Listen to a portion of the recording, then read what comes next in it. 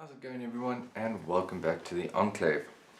So we are back today with the final section of the manually operated rifle, module 7, malfunctions and maintenance. So as always, this is not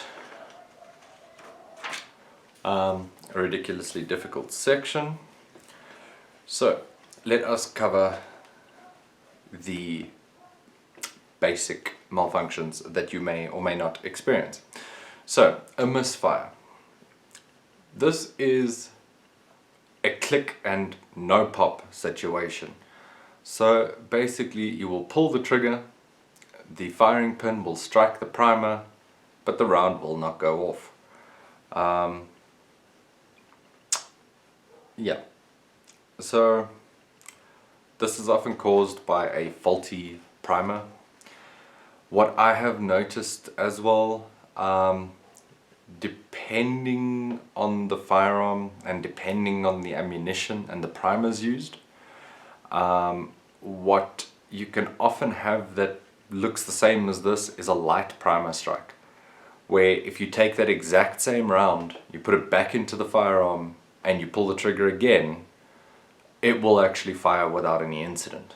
I've experienced this a few times. It all just depends on the ammunition, but basically you pull the trigger, the round does not go off, the primer does not explode, the powder does not ignite, it is a completely failed shot. The corrective action for all this is lift the bolt handle, pull it to the rear, eject that round and push the handle forward and lock, chambering a new round, and you carry on with your life. Failure to extract. Now, this is a malfunction that isn't actually spoken about on the other firearms. It's only on the manually operated rifle. Basically, what will happen in many cases is that the actual, I don't know how to put it, extractor arm, I think that's what it's called, will basically fail to pull the round out of the chamber or the cartridge out of the chamber, whatever the case may be, once it's been fired. So what you want to do in this situation is remove the magazine and just cycle the bolt a few times until it picks that round up and gets it out. If it doesn't manage to get it out, you're then going to need to use something like a flathead screwdriver or something along those lines to try and wedge it out, but that's getting into whole other territory. You should be able to just extract it with the actual extractor arm. Anyways, hang fire. This is very rare. I was actually speaking to a firearms instructor about it the other day, and it actually wasn't a firearms instructor, it was a range supervisor. And yeah, we were talking about all the different sorts of malfunctions and things like that, and the fact that the odds of you seeing a hang fire with modern ammunition, neither of us have ever seen it in real life. I've seen it once in a video, like I've mentioned before, but the odds of you ever experiencing a hang fire with modern ammunition is slim to none. I apologize, I have a dog lying by my tripod being a complete and utter bloody idiot. So I do apologize for that.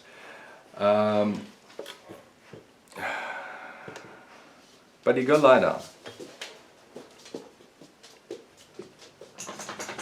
Anyways, okay, that is the hang fire. So that is a perceptible delay in firing, up to about 5 seconds.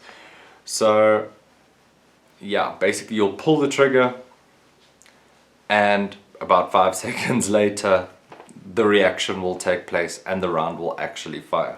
Like I say, it is very unlikely to ever happen to you. If it does happen to you though, you wait about 5 seconds, the round will go off. If you're in a life and death situation, you eject that round and most likely, even if it does go off, it's not gonna do serious damage to you because there's nothing holding that cartridge in place. It's not gonna be much, well, it's not gonna be as much force. Basically what will happen is the bullet will go in one direction and the case will go in another direction.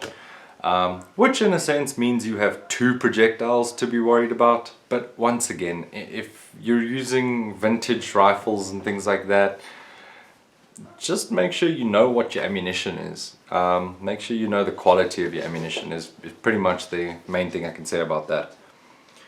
And then finally we get to the squib load. So the squib load is going to be caused by a round that develops less than nominal pressure.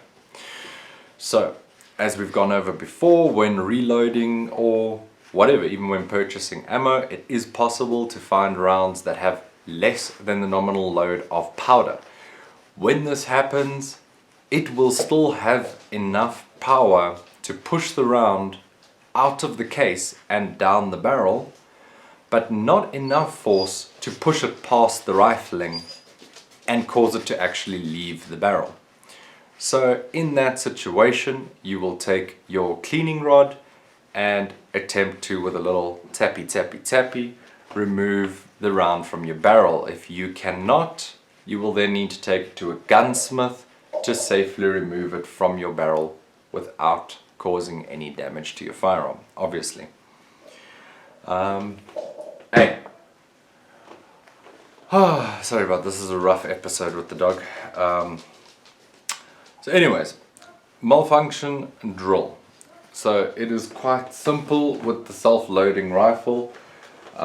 It is one of the simplest firearms to use. So in the case of one of our standard malfunctions here, with the firearm pointed in a safe direction, what we will do is lift the bolt handle, pull it to the rear. That'll either extract the faulty round or whatever the case may be. You then push that forward again, retrieving a new round from the magazine, and lock it down into the lock position, and you are ready to go again. So it's a very simple immediate action drill when it comes to the manually operated rifle. So yeah, moving on to maintenance. As always, we're going to cover the crucial things here, like when to clean the firearm. So you want to clean your firearm anytime it has been used. So if you've spent a day at the range and you've put a couple dozen rounds down your barrel, you absolutely want to strip everything apart and at least give it a cursory clean. You don't necessarily, after every time at the range, need to completely and utterly strip your firearm down to its components and clean and polish each component. That you can do, depending on how much you shoot, every couple months or so. It also depends on which firearm it is. Speaking about the self-loading rifle, is most likely not going to be for self-defense. Your self-defense weapon, you want to keep your gun as clean as you keep your browser history. No, but all jokes aside, for real though, like you want to keep your self-defense weapon as clean as you possibly can.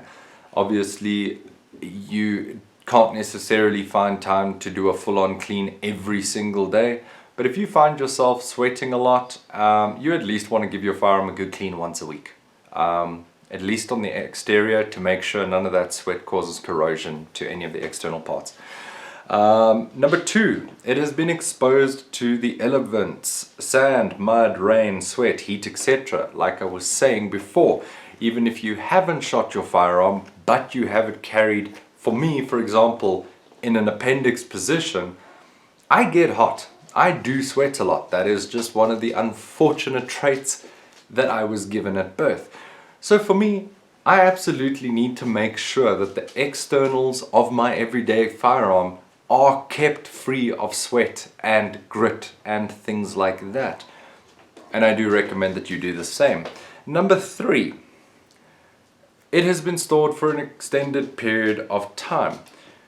Also before storing it for an extended period of time.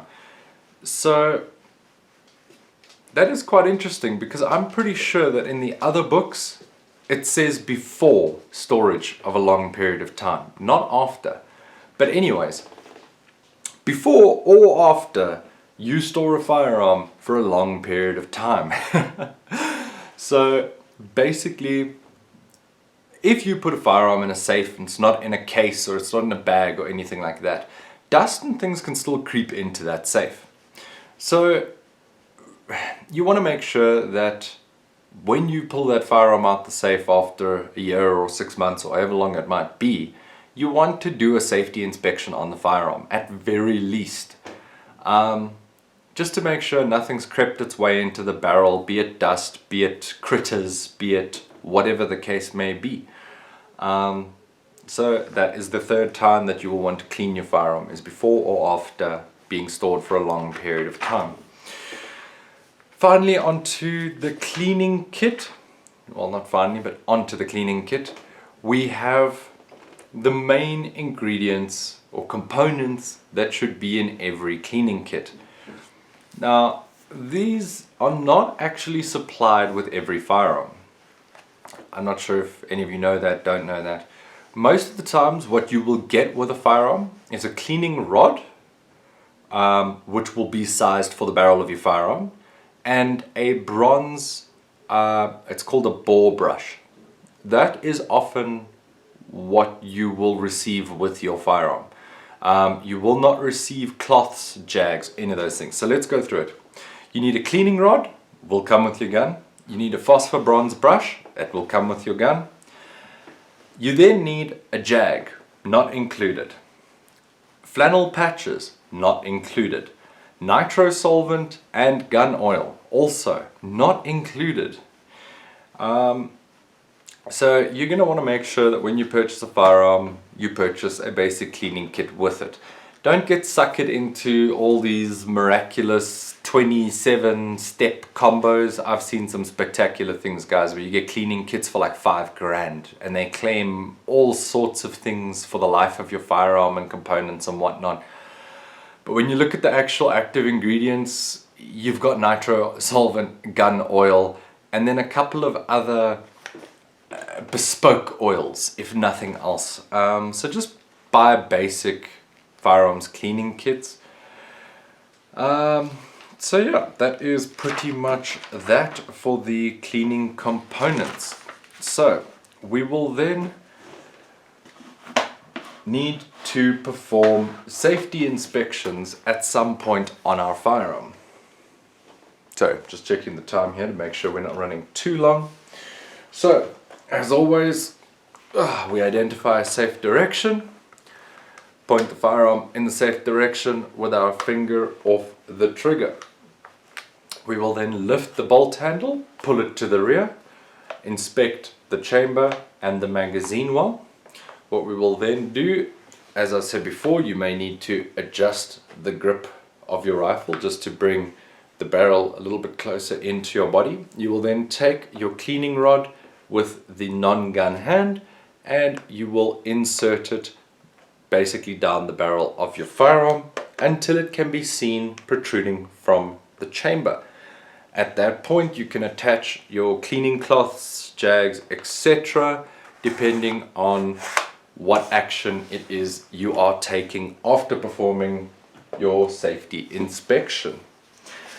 And that is that, guys and girls, ladies and gentlemen, boys and girls. That is that. We are complete with yet another manual. Let me just cover my personal information here.